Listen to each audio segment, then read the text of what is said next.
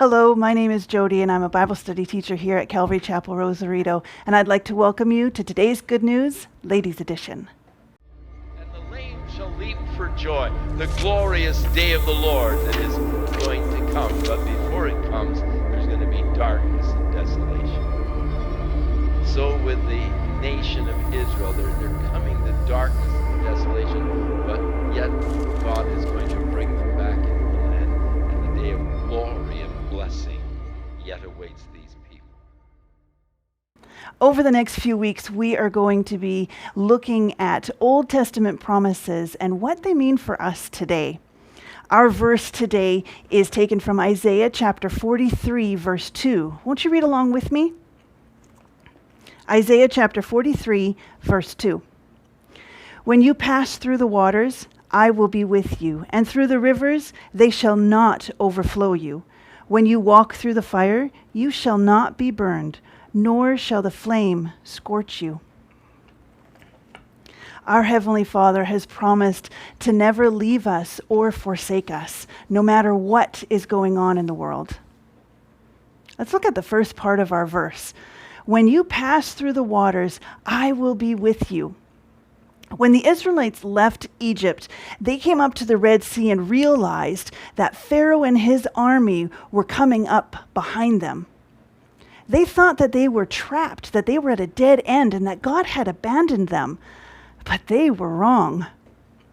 God had a plan. While Pharaoh's army drowned in the Red Sea, the Israelites walked through on dry land. God never left them. He was with them every step of the way. Do you feel like you're at a dead end, that God has abandoned you, that you're trapped in a situation? He's right there beside you. He'll never leave you. Lift your gaze and fix your eyes on Jesus. In the next part of the verse, it says, and through the rivers they shall not overflow you. So as the Israelites were leaving the desert, they came up to what looked like another dead end. During the spring, the Jordan River floods. It said that the raging river was approximately 100 feet wide and 10 feet deep. Yet as the priests carrying the Ark of the Covenant dipped their toes into the water, God stopped the flow of the raging river. For the second time, the Israelites walked across on dry land, and that path led them to the promised land of Canaan. You might feel that the fears and sorrows of today are crashing around you like a raging river. You might be overwhelmed and feel like you're drowning in the chaos of life. God has a plan. He's got a plan. Place your hand in His.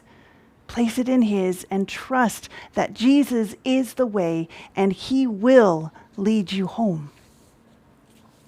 The last part of the verse takes us to Babylon. When you walk through the fire, you shall not be burned, nor shall the flame scorch you. Shadrach, Meshach, and Abednego. The flames that were heated 7 times hotter did not singe a single thread on their garments. They didn't even smell like smoke. Yet those very flames consumed those who would throw them into the fire. In our verse today, God is reminding us that He will be with us even in the midst of troubling times.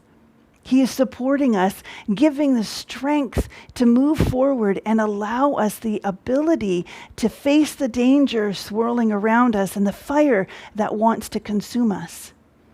Remember that He has you in the palm of His hand. Jesus confirmed His name Emmanuel, which means God with us. In Matthew 28, verses 18 to 20, while He commissioned His disciples and left them with a promise. And it says, and lo, I am with you always to the very end of the age. This promise and all of the other promises mentioned in his word are for you. They're for you. I want to encourage you today with the fact that our good Father loves you, wants the best for you. He's promised that. And that is today's good news.